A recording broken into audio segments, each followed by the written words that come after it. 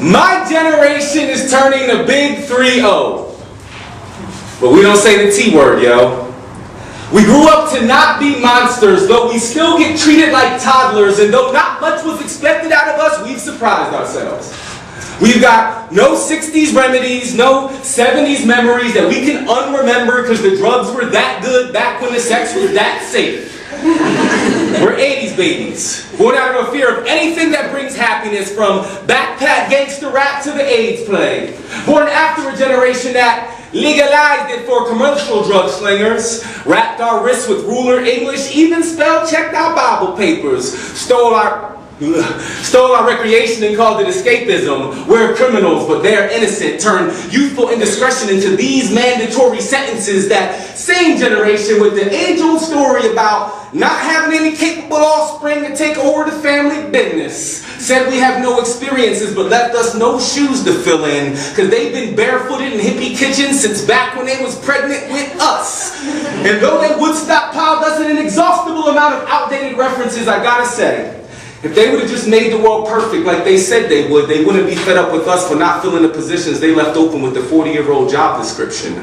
But it's not about them, or what kind of mess was left for us, or even what's expected of us. It's what we've accomplished. We're the generation that turned Saving the World, Inc. into nonprofits. The folk music of our generation was first played with Texas instruments. The kids who used to spend 8 hours a day solitary confinement with their Sega Genesis turned into adults who can't put a solid 8 hours of workday productivity together without sneaking a peek at their social networking. But at least we got friends in different countries, yo. We got cadets in barracks playing FIFA 09 with cats in Iraq all night long. We're the generation that got past homogenous. We got postmodern. White parents raised on Save the Last Dance want to put their kids in hip-hop class.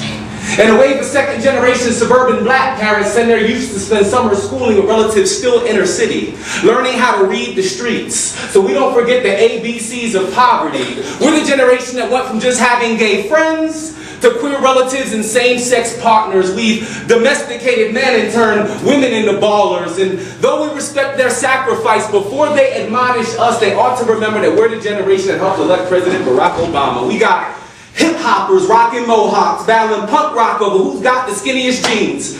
Big and rich, even country done gone corporate. Spinning rims replace pairs of horses, but of course you can't put butterfly doors on them things.